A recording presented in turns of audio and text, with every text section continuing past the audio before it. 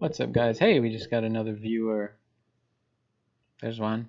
And today is Wednesday, fourth period. We are fitting into our routine of every Wednesday or Thursday this quarter, making a live video. It doesn't mean we're sticking with that next time. I think I'm going to do 2 per week, but the plan is I'm not going to add a new assignment today because we're at the end, but I'm going to talk about a thing that's been an issue for the last few days, and we're going to deal with it next quarter.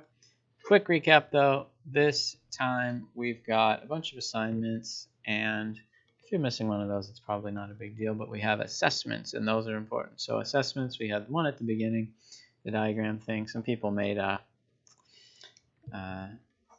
little display of some items on the bulletin board. And if you make a paper diagram of something, I can print it out. I haven't yet, but no problem.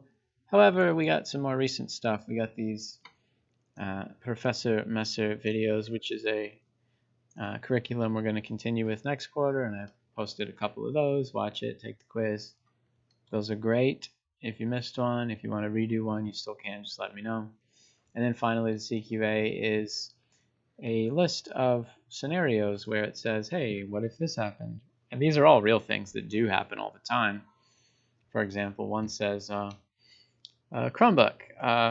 Chromebook works when it's plugged in, but as soon as the person unplugs it, dies, cuts out, and then when you plug it back, it doesn't instantly start back where you left, but it has to, reboot from scratch. And if somebody brought you that, what would you say? You might have a pretty good guess of what the problem is, or you might have a pretty good guess of what they should do, or what would happen next, etc., etc. These are not exactly testing whether you know the technical terms or whether you would be able to bust out a screwdriver and fix it yourself. Sometimes you would, sometimes you wouldn't. But the idea of what are the things to look for, what are the things to ask about, what are the next steps, that process is what you should write for each of these questions. And that brings me to the thing I wanted to mention today, which, like I said, I've been getting a bunch of these questions, and they're definitely going to continue, so we're going to have to come up with a good approach for this, which is, so as you know, the teachers are getting new boards, new Promethean boards, active panels in the classrooms. I just noticed that my webcam turned off. I don't know what happened, but you can still hear me. The mic is still working, so we'll stick with that. The Promethean active panels, as you can see in my history, I've been looking at like forum posts of people asking about it.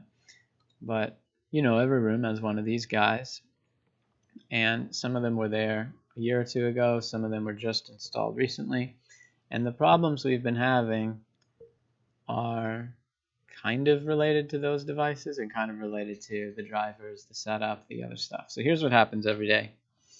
Every day in some classroom, they'll have a teacher or a sub turn on the computer and get nothing on the monitor. And they'll say, hey, the computer's dead.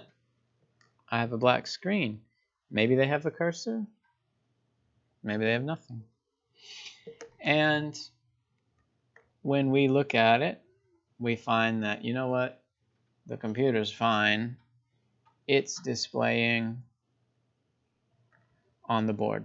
So the active panel has the Lenovo boot up screen or the Windows login screen, but they weren't looking at it, or they didn't have it turned on. And so when they were looking at the monitor, they saw nothing, and they thought, hey, I pushed the button to turn the computer on and I see nothing. And that is very reasonable. If you are a human who walks up to a computer, you would expect to push the button and see something on the monitor. The fact that it's on the board only is mostly because the board is set as the main screen, and people told us to do that because then the touch works. And if you know that, it's fine. You can log in there, and then it pops up on both when you get into Windows. But it's very unwieldy, and it's very annoying, especially when a sub comes in, if it's a sub who hasn't been here in a while or hasn't been here at all. And we have to tell them, oh, look, this is dumb, but here's what you got to do. You got to turn on the board, and then you got to turn your neck and type in the login while you're looking at the board, and then look back at the monitor. And that is very silly, especially because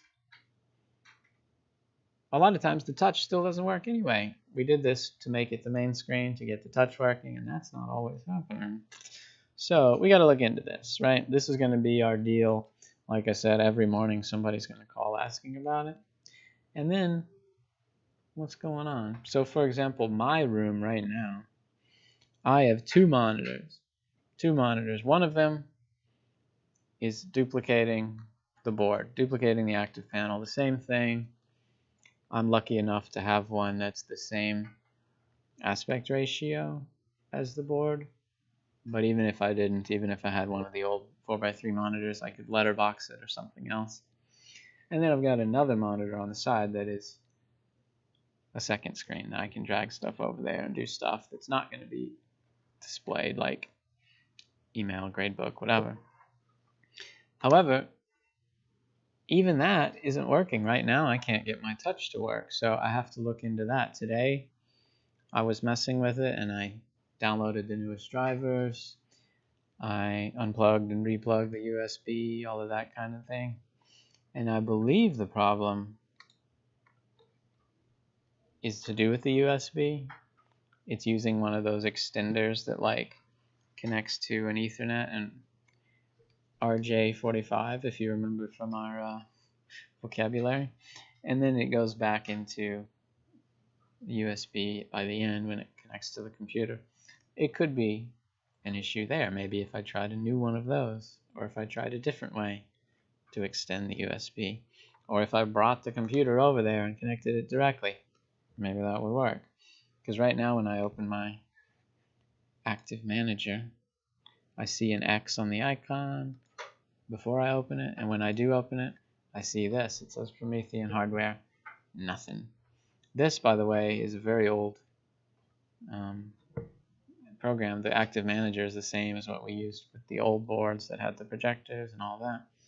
It's a new driver and whatever, but it's exactly the same look, and it has exactly the same issues, unfortunately.